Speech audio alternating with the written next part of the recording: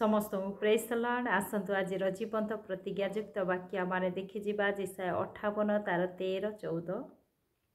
तुम्भे जेबे विश्राम बार लंघनरू आंभ पवित्र दिन रे निज अभिलाष चेष्टार आपणा पाद फेराओ पुणी विश्राम बार को सुखदायक और सदाप्रभुक पवित्र दिन को आदरणीय बोली कुह आ निज कार्य न करी अबा निज अभिलाषर चेष्टा न करी अथवा निज कथा न कही ताहाको आदर करिबो तेबे तुम्भे सदाप्रभु ठारे आनंद करिबो पुणी आंभे तुम्भको पृथ्वीर उच्चस्थली मानरे आरोहण कराइबा आ तुम्भ पिता जाकुबर अधिकार तुम्भको भोग कराइबा कारण सदाप्रभुकर मुख एहा कही अछि। Praise the Lord. आजिर वाक्य आमाने विश्राम बार विषय देखु। विश्राम बार आम पाई एक मूल्यवान विषय अटे, गुरुत्वपूर्ण दिन अटे। परमेश्वर वाक्य लिखा जाए तुम्हें माने विश्राम बार लंघनरू आंभ पवित्र दिन रे निज अभिलाषर चेष्टार आपणा पाद फेराओ विश्राम बार को सुखदायक और सदाप्रभुंकर दिन को आदरणीय बोली कुह आउ निज कार्य न करी निज अभिलाष चेष्टा न करी निज कथा न कही आदर करिबो ताहाले तुम्हें माने सदाप्रभु ठारे आनंद करिबो आउ तुमको आंबे पृथ्वीर उच्चस्थली मानकरे आरोहण कराइबा आउ तुम्भ पिता जाकुबर अधिकार तुम्भको भोग कराइबा। आज विश्राम बार को आमाने बेले बेले गुरुत्व दे न थाउ। आज अनेक लोक वर्षकर से 365 दिन मध्य विश्राम बार को थरे मध्य पालन करने से कष्टदायक होता है। से माने जीवनर कर्म व्यस्तता मध्य यही प्रकार रही जाती जे कर्म ही से सबकिछि बोली भावी आज परमेश्वर से पवित्र दिन को पालन करिबारे हेला करिथांती किंतु से विश्राम बारर पालन रे केते बड़ आशीर्वाद रही अछि से माने जानती नहीं।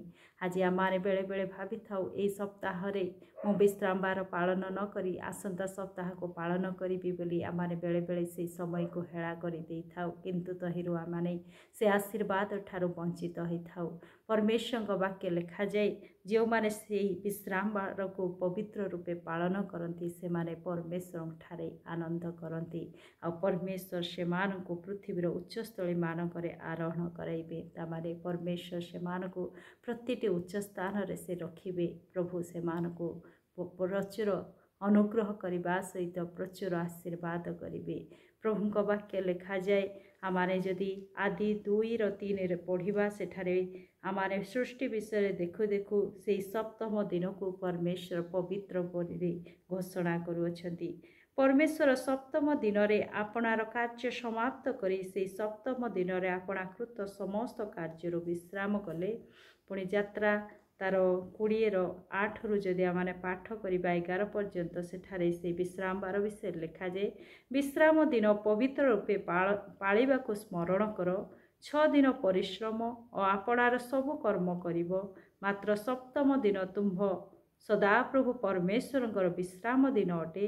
तहिरे तुम्भे कि तुम्भर पुत्र कि तुम्भर कन्या तुम्भर दास कि दासी तुम्भर पशु कि तुम्भर नगर द्वारवर्ती विदेशी केही कौनसी कार्य करिबो नाही जेहेतु सदाप्रभु आकाश मंडल और पृथ्वीर समुद्र तन्मध्यस्थ समस्त वस्तु 6 दिन रे निर्माण करी सप्तम दिन रे विश्राम कले एहेतु सदाप्रभु विश्राम दिन को आशीर्वाद करी पवित्र करी अछंती। Praise the Lord.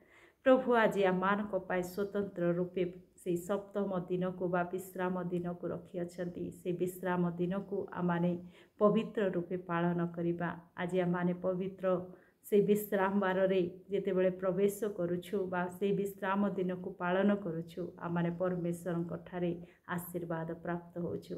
तेणु आज आमाने ए दिन को गुरुत्व मन करी आज से दिनर आशीर्वाद अंश ही आमाने आग को बढ़िबा। प्रभु आमान को जो 6 दिन कार्य देइछंती से 6 दिन कार्य करी से सप्तम दिन को से पवित्र रूपे गणना करिछंती। से सप्तम दिन को आमे मध्य पवित्र रूपे ग्रहण करू करू प्रभुंक निकटवर्ती हेबा आ परमेश्वर ठारे से दिन आनंद करिबा आ परमेश्वर आशीर्वाद प्राप्त हेबा। प्रभु ए वाक्य दे मते आपनको आशीर्वाद करंतु। आमेन।